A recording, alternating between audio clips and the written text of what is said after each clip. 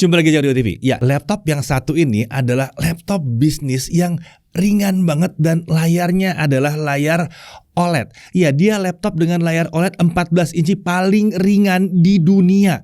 Bobotnya berapa? Cuma 990 gram. Super ringan. Tebalnya berapa? Cuma 1,57 cm aja. Prosesornya udah pakai Intel Core i7 generasi ke-13. Dan yang paling penting, yang satu ini sudah ada sertifikasi Intel Evo Platform. Ya, ini adalah Asus ExpertBook B9 OLED.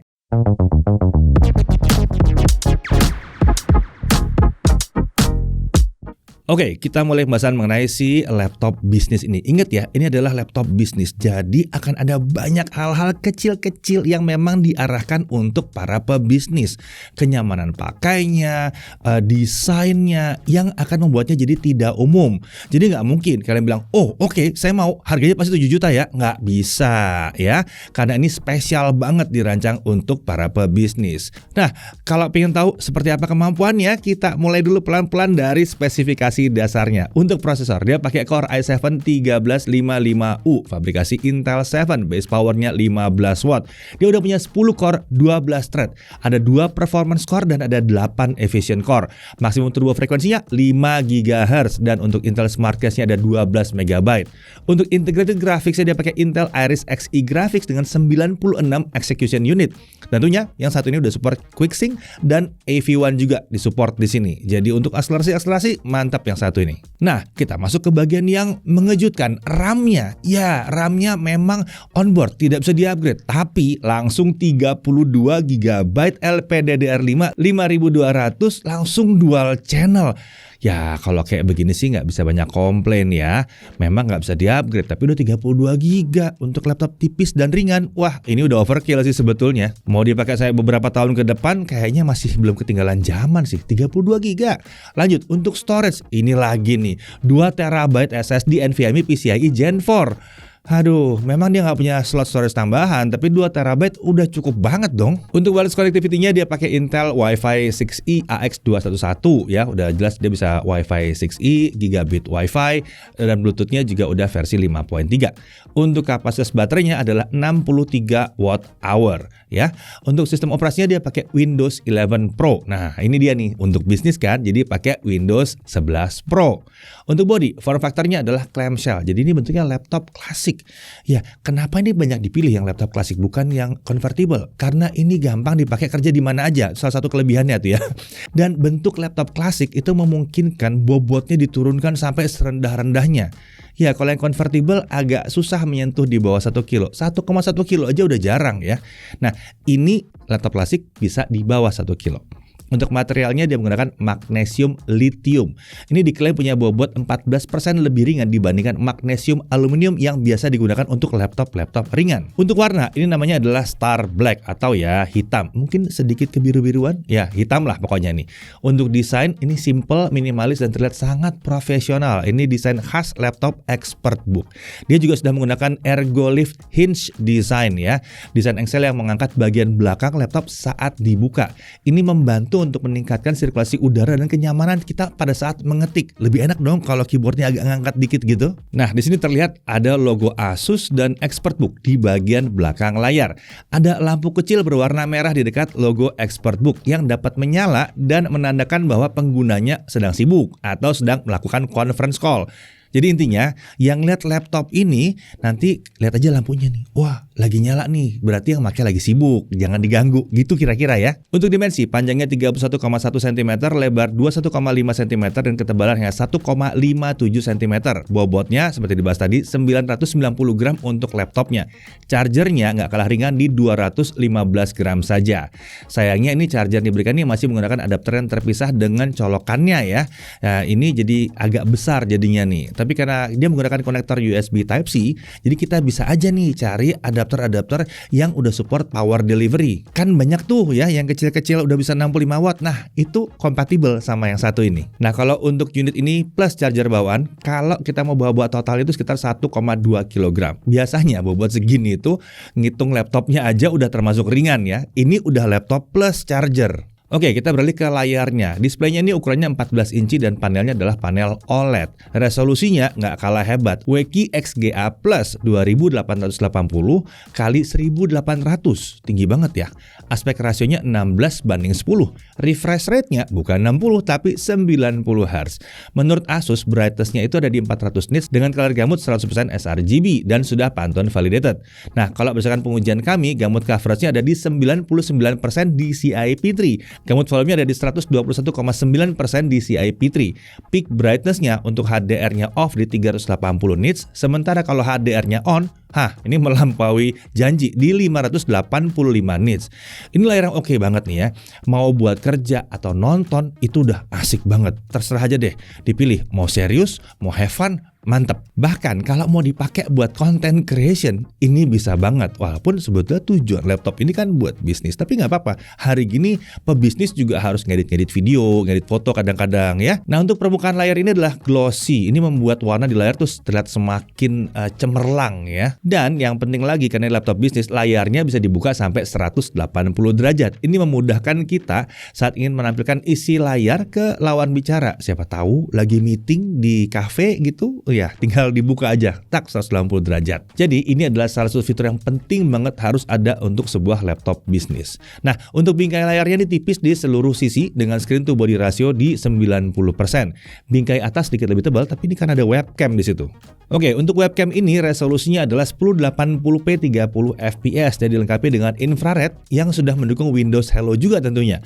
Login ke Windows jadi lebih mudah dan cepat di sini. Di sini juga terdapat webcam shield yang dapat digunakan untuk menutup kamera, memberikan privasi lebih buat penggunanya. Dan dilengkapi juga dengan beberapa fitur yang dapat diakses melalui software My Asus, seperti misalnya lighting optimization, background blurring, gaze correction, motion tracking, dan appearance filter. Mikrofonnya juga dilengkapi dengan fitur AI noise cancelling yang dapat diatur melalui software My Asus.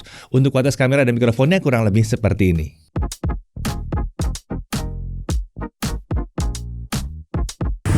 Kali ini kita sedang ada di luar dan mungkin tempatnya baru karena ini pertama kali kita noise cancelling di luar di kantor baru. Ini adalah mikrofon dari laptop Asus ExpertBook B9 OLED. Jadi bagaimana hasilnya?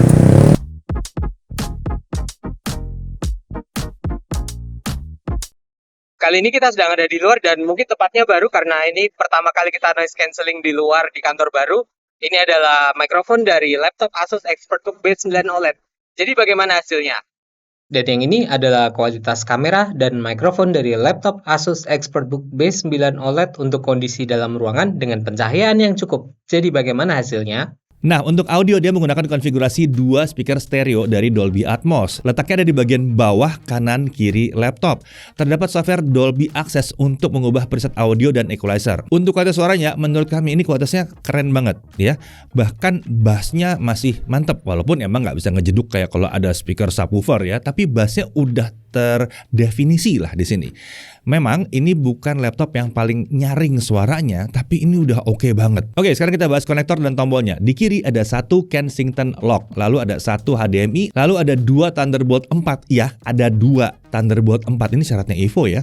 Lalu ada konektor unik namanya Micro HDMI to RJ45. Ini untuk LAN ya. Kemudian ada satu audio combo jack 3,5 mm. Nah, kalau di sebelah kanan ada tombol power yang menyatu dengan fingerprint sensor. Saat laptop dinyalakan dengan jari yang sudah terdaftar, penggunanya jadi nggak perlu login ulang lagi di Windows, langsung masuk gitu ya. Kemudian ada satu USB 3.2 Gen 2 yang Type A yang ukurannya besar. Oke, untuk keyboard, dia menggunakan keyboard chiclet dengan layout khas Asus ExpertBook. Memiliki travel distance di 1,5 mm, jadi tergolong cukup nyaman saat digunakan untuk mengetik. Feel laptop bisnis kelas premium banget yang satu ini. Mau ngetik berjam-jam juga oke nih harusnya. Untuk tombol navigasi seperti page up, page down, home, dan end itu menyatu dengan tombol anak panah. Sementara itu ukuran tombol anak panah juga sedikit lebih kecil dibandingkan dari tombol-tombol yang lainnya. Nah, semuanya ini dilengkapi dengan backlit putih dengan satu tingkat kecerahan yang dapat diatur melalui tombol F7. Untuk touchpad, dia menggunakan precision touchpad dengan ukuran yang lumayan besar di sini. Touchpad ini juga dapat berfungsi sebagai numpad dengan menekan tombol di pojok kanan atas pada touchpadnya. Nah, saat masuk ke dalam mode number pad, fungsi dasar dari touchpad untuk menggerakkan kursor itu masih tetap berfungsi di situ ya. Nah, selain itu terdapat NFC reader pada area touchpad yang dapat digunakan untuk mengatur fitur login ke Windows dengan perangkat yang ada NFC-nya. Ini unik, bisnis banget yang satu ini. Nah, untuk sistem keamanan ada privacy shutter dan ada infrared camera yang sudah kita bahas tadi. Dan tentunya fingerprint sensor yang ada di tombol power laptop juga ada ya. Lalu ada fitur adaptive lock yang dapat diakses melalui software My Asus. Fitur ini akan melakukan dimming ke layar dan locking Windows saat penggunanya pergi dari hadapannya. Oke, untuk sistem pendingin, laptop ini menggunakan sistem pendingin aktif dengan 2 kipas dan 1 heat pipe. Iya, kalian nggak salah dengar. Meskipun laptop ini tipis dan super ringan, Asus masih bisa menyematkan 2 kipas di dalamnya. Salah satu kipasnya terletak di tengah dan menghembuskan udara secara langsung ke arah prosesor. Kipas lainnya terletak agak di samping dengan intake di bawah dan exhaust ke arah samping. Ya, ini ke samping, jadi nggak perlu khawatir udara panasnya terhembus ke layar. Oke, sekarang mari kita bahas aspek performanya. Terdapat 3 mode performa atau fan profile yang dapat diakses melalui software My Asus. Ada performance, ada standar, dan ada whisper. Mode performa ini juga dapat diakses dengan tombol function plus huruf F. Untuk konsistensi performanya kita pakai Cinebench R15 kita looping 20 kali. Nah, untuk skor tertingginya di mode standar kita peroleh 1280 poin. Di mode performance ada di 1401 poin. Sementara untuk skor yang dapat dipertahankan di mode standar ada di kisaran 900 sampai 1050 poin. Di mode performance kita dapatkan 1050 sampai 1200 poin.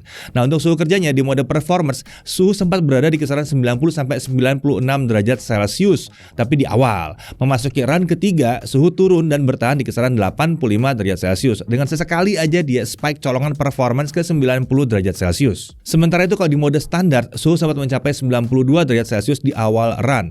Memasuki run keempat dan seterusnya, suhu turun dan stabil di kisaran 80 derajat Celcius. Jadi terjaga banget ini ya.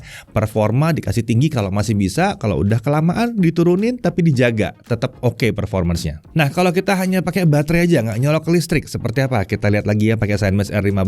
Skor yang dapat dipertahankan ada di kisaran 930 poin. Ini udah mirip ya dengan mode standar saat kita pakai charger dan nyolok ke listrik. Jadi oke lah ya, udah pantas dibilang Evo ya. Oke, kita lanjut ke Adobe Premiere Pro CC 2023. Video kita pakai adalah 4K 60 2 menit 7 detik. Kalau pakai software only, exporting selesai dalam waktu 14 menit 44 detik. Kalau kita pakai GPU acceleration via OpenCL, selesai dalam waktu 6 menit 39 detik. Nah, tapi ini kan ada Thunderbolt-nya. Kita tancap eksternal Thunderbolt eGPU kita pasang ya, yang pakai RTX 2080 dan kita pakai CUDA. Semua selesai dalam waktu 2 menit 53 detik saja. Untuk video full HD 60 fps 2 menit 7 detik, pakai software only udah selesai dalam waktu 3 menit. Pakai OpenCL selesai dalam waktu 1 menit 41 detik. Gak ada masalah nih ya.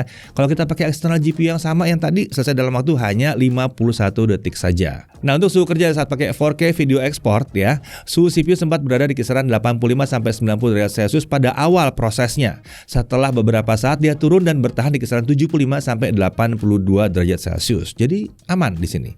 Nah, sekarang kita lanjut ke DaVinci Resolve 18.1, software video editing kelas profesional tapi ini versi gratisnya. Untuk video yang sama 4K 60, durasinya 2 menit 7 detik tanpa eksternal GPU selesai dalam waktu 13 menit 49 detik.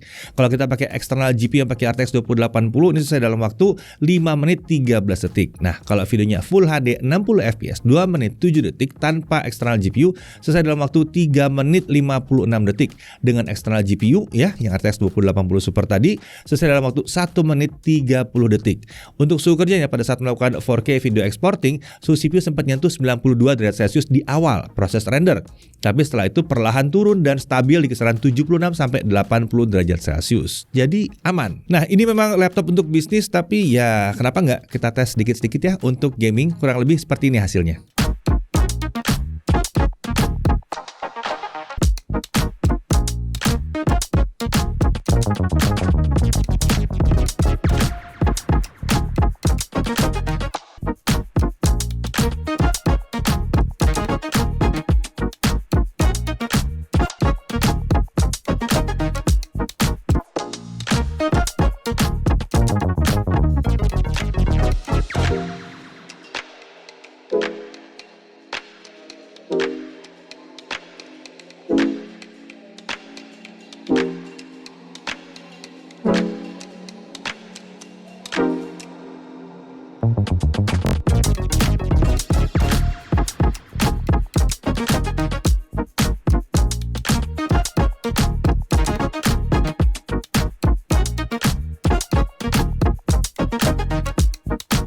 Oke, di game yang terakhir GTA 5 kalau kita main selama 30 menit terlihat suhu CPU itu stabil di kisaran 75 sampai 78 derajat Celcius.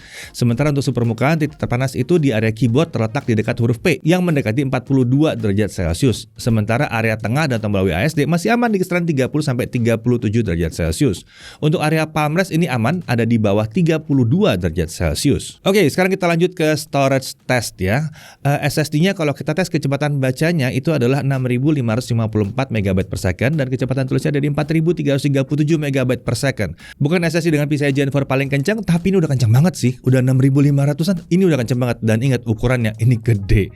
Lanjut ke battery test. Brightness kita setting di 150 nits, volume 25% dan hasilnya untuk local video playback 1080p kita bisa dapat 12 jam 10 menit. Ini memang bukan yang terbaik di kelasnya yang pernah kita uji. Tapi daya tahan seperti ini udah tergolong sangat-sangat bagus sekali. Udah mirip lah dengan yang terbaik, udah mendekati ya. Nah, jadi luar biasa ya. Baterainya cuma di 60-an watt hour. Tipis, ringan, tapi lumayan irit dia ternyata. Padahal layarnya kan luar biasa. Oke, kita lanjut. Untuk charging, 30 menit pertama kita dapat 45%. Ini setara dengan penggunaan video playback selama 5 jam 20 menit, hanya dengan setengah jam saja. Sementara itu untuk dari kosong sampai penuh butuh waktu 2 jam tepat. Jadi benar-benar sesuai dengan ekspektasi kita. Oke, meskipun namanya ExpertBook, laptop yang satu ini sebetulnya masih bisa dibeli satuan. Iya, jadi pengguna biasa bisa beli, nggak cuma kantoran doang yang bisa beli. Nggak harus pesan dalam jumlah banyak gitu ya maksudnya ya. Jadi satuan itu bisa. Nah, untuk konfigurasi seperti ini agak monster konfigurasinya memang ya. Itu harganya ada di 44.399.000 dan ini sudah termasuk Windows 11 Pro, laptop sleeve, LAN dongle, lalu garansi 3 tahun. 3 tahun ya, on-site service, jadi disamperin ya. Dan ada 1 tahun Accidental Damage Protection atau ADP. ADP yang ini biaya perbaikannya akan ditanggung 100% oleh Asus. Yang satu ini juga mendukung penggunaan prosesor Intel Core 13 Gen V Pro. Ya, bisa pakai V Pro. Jadi kalau memang butuh fitur platform V Pro, bisa request aja langsung ke Asus. Ada yang nggak tahu V Pro itu apa? Udah pernah ada videonya, di search aja di tempatnya Jagat. Mungkin kalian belum subscribe waktu itu, jadi subscribe aja dulu biar nggak kelewatan. Ya, kita udah pernah bahas kok soal V Pro itu. Oke, hal yang perlu diperhatikan. Pertama, jika yang dicari adalah laptop high performance ya, terutama buat gaming gitu ya, mungkin ya, yang satu ini jelas kurang cocok. Karena yang satu ini bukan untuk kegiatan yang luar biasa berat dan gaming-gaming gitu ya, tapi lebih ke penggunaan kantoran, lebih ke arah reliabilitas, kemudahan untuk dibawa ya. Lalu untuk charger, dalam paket penjualan ini sayangnya masih menggunakan adapter yang terpisah dari kepala colokannya ya. Tergolong kurang praktis ini. Tapi kalau kita punya charger USB Type-C yang kecil yang support PD dan bisa 65 watt, bisa kok disandingkan dengan laptop yang satu ini. Dari sisi yang menariknya, untuk pembelian satuan seperti yang ada di samping saya ini nih, yang satu ini ya, sudah disertifikasi EVO. Ya, kalau yang satuan itu udah EVO. Tapi untuk varian pembelian borongan harus di cross check dulu ke Asus ya, apakah dia dapat sertifikasi EVO atau tidak. Sepertinya ada spek-spek tertentu yang harus dipenuhi. Nah, kemudian untuk bobot ini super ringan, cuma 990 gram. Bobot seperti ini memang harus dipegang sendiri, diangkat sendiri, baru kalian tahu, wow, ringan banget gitu. Kalau belum kayaknya 990 sama 1200 kayaknya mirip-mirip aja. Tapi bener deh, kalau udah pernah ngangkat ini pasti akan kaget. Lalu meskipun bobotnya sangat ringan, performanya tergolong oke banget.